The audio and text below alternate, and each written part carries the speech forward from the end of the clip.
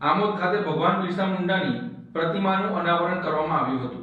આજરોજ આમોદ શહેરમાં આદિવાસી સમાજના આરાધ્ય દેવતા અને ક્રાંતિકારી જનનાયક ભગવાન બિરસા મુંડાની પ્રતિમાનું અનાવરણ પ્રસંગે આખું શહેર ગૌરવ ગાજ અને જનમેદનીથી ઝળહળી ઉઠ્યું હતું। સમસ્ત આમોદ તાલુકાના આદિવાસી સમાજના સહકારથી તિલક મેદાન ખાતે ભગવાન બિરસા મુંડાની પ્રતિમાનું ધામધૂમથી અને ઐતિહાસિક મહિમા સાથે અનાવરણ કરવામાં આવ્યું હતું।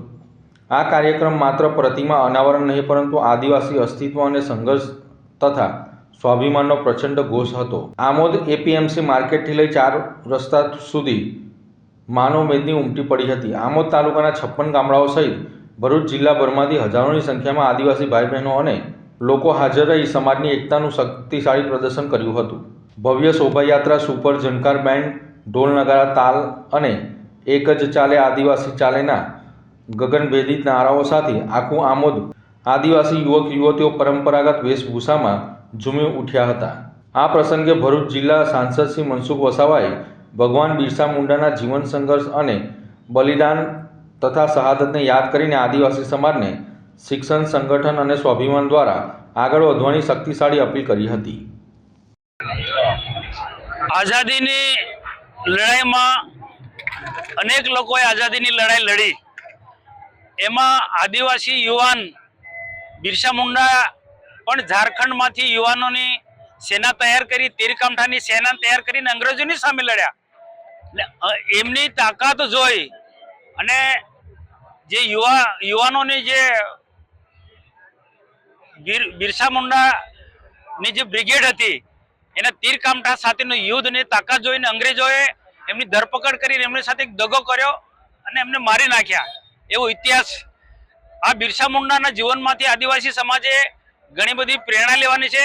આઝાદીની લડાઈ તો લડ્યા જ, પરંતુ સાથે સાથે તેમણે આદિવાસી સમાજમાં કે કોઈ પણ સમાજની અંદર કોઈ ભયંકરમાં ભયંકર બીમાર વ્યક્તિ હોય એના માટે પણ એ દવા આપતા હતા। એમની પાસે એવી ઔષધિ હતી ને એમની પાસે એવી કુદરતી કૃપા હતી કે ભયંકરમાં ભયંકર જે ડોક્ટર પણ ના પાડી શકે એવા બીમાર વ્યક્તિને સાજો કરી દેતા હતા।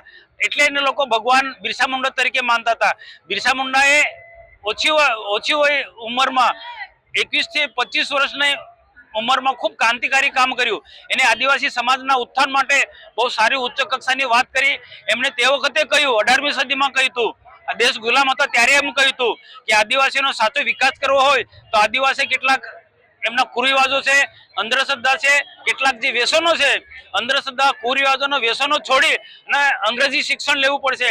એ વખતે એમને શિક્ષણ પર ખૂબ ભાર મૂક્યો છે। તો આદિવાસી સમાજને આજે મેં એ જ અપીલ કરી કે આપણે બિરસા મુંડાની પ્રતિમા અહીંયા સ્થાપિત કરી આમોદમાં, અને આદિવાસી સમાજના યુવાનો પણ આજે ખૂબ મોટી સંખ્યામાં ભાઈ બહેનો બધા જ ઉપસ્થિત હતા।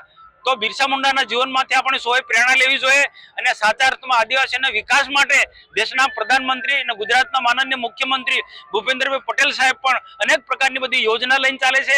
શિક્ષણથી માંડીને, રોજગારથી માંડીને બધી જ રીતના આપણા વિસ્તારની અંદર મોટા મોટા ઉદ્યોગો આવ્યા છે। તો આ ઉદ્યોગોમાં પણ આપણે સારું શિક્ષણ પ્રાપ્ત કરીશું, અંગ્રેજી, ગણિત, વિજ્ઞાન વાળું શિક્ષણ પ્રાપ્ત કરીશું તો આ મોટા મોટા ઉદ્યોગોમાં આપણા યુવાનોને રોજગારી મળે, કામ મળે અને સરકારી નોકરી મેળવવામાં પણ ગુણવત્તાવાળું શિક્ષણ જે બિરસા મુંડાએ કહ્યું છે એ પ્રકારે અંગ્રેજી શિક્ષણ આપણે મેળવીશું તો આદિવાસી સમાજની, ગરીબ સમાજની એ ઉન્નતિ થશે। એ આજે અપીલ કરી અને આવનારા દિવસોમાં જે ભારત 2047 સુધીમાં વિકસિત ભારત બનાવવાનો છે તે વખતે ગુજરાત ને ભરૂચ જિલ્લો પણ પાછળ ના રહે અને આદિવાસી સમાજ પણ પાછળ ના રહે, એટલા માટે મેં આદિવાસી સમાજને પણ વિકાસના માર્ગે જોડવાની અપીલ કરી।